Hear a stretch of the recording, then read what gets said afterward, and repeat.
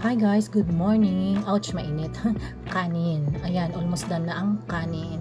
Ang aga nga namin gumising guys kasi it's long weekend at nag-decide kaming pumunta ng Gabor-Gabor Falls. Ang aga nagising ni Boss Raymond para makapagluto ng baon. Anong baon namin yan? Adobo na patas. Yummy, sarap yan. So it's long weekend, so nag-decide kami na pumunta ng Gabor-Gabor Falls. Ayun si Boss na nanood. Tignan natin kung ano pa yung binili niya. Ayan, may watermelon at mangga. At least may prutas. Ay, naku lang. Sa Ate Osha nagising. Good morning. Ang aga namin umalis ng bahay guys. 6:30. Lumarga na kami.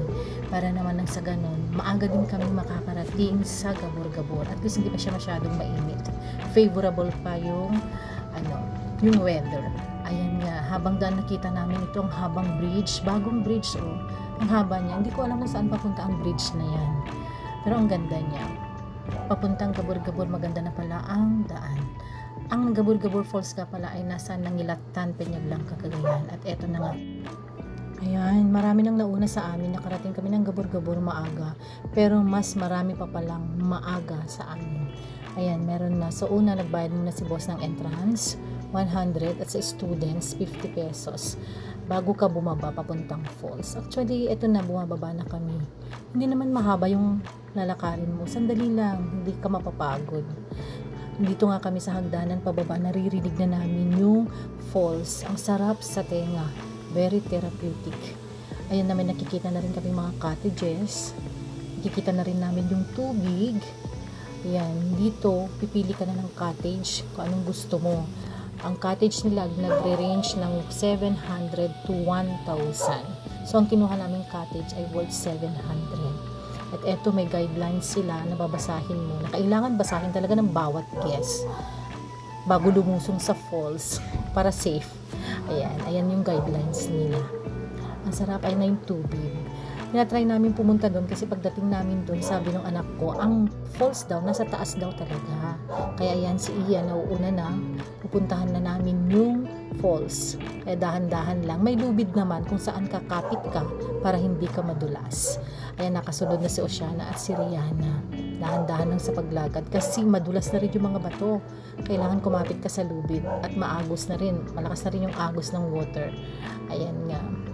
Actually, may mga katrabaho ko sa school, pumunta na sila dito nung nakaraan, kaya lang hindi ako nakasama kasi nga may trangkaso ako. Bad timing talaga, trangkaso ako. Gusto ko talaga magkita ang Gabor-Gabor.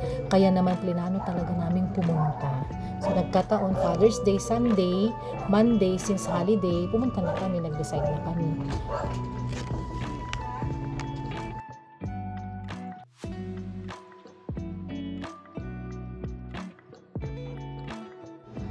Habang papunta kami sa may falls, napansin ko may mga cottages pa pala doon sa kabila.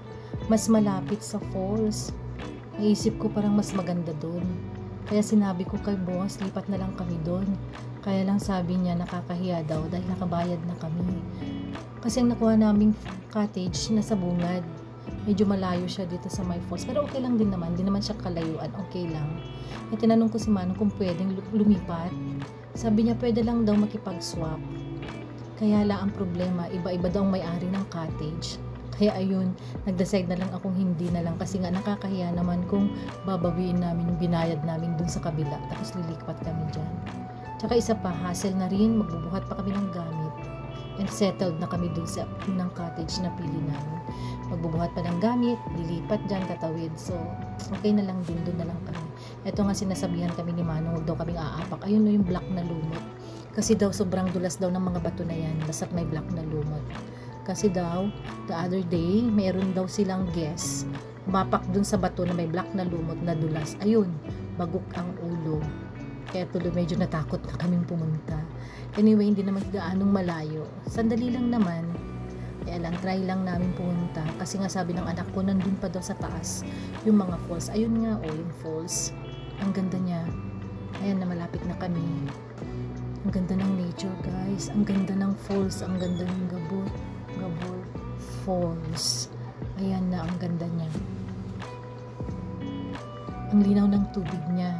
Maraming tao. Kasi since long weekend, maraming tao. Pero mas okay na yung maraming tao, maraming kasabayan. Mas masaya.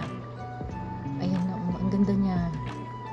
Worth it talaga na puntahan ng Gabor-Gabor. Thanks God, nakapunta rin ako.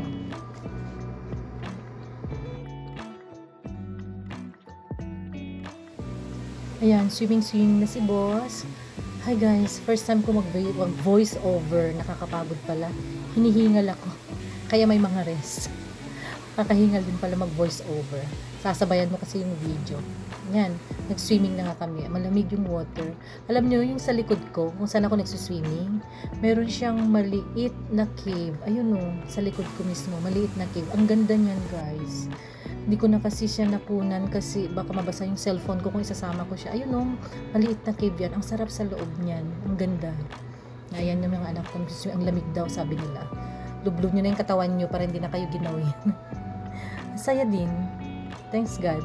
At natuloy ang aming Gabor-Gabor adventure.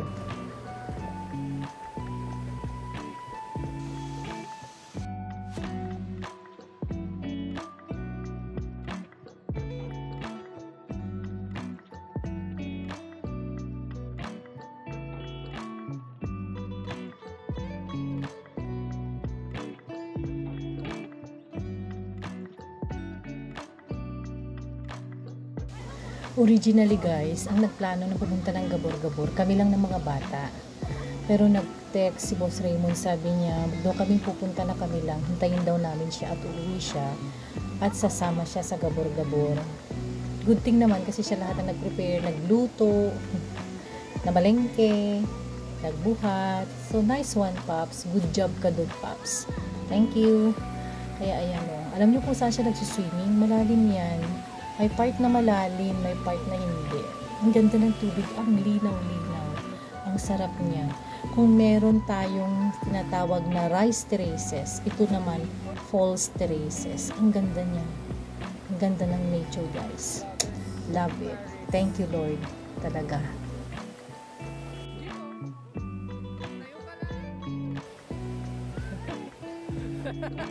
Mabigat yan, sana.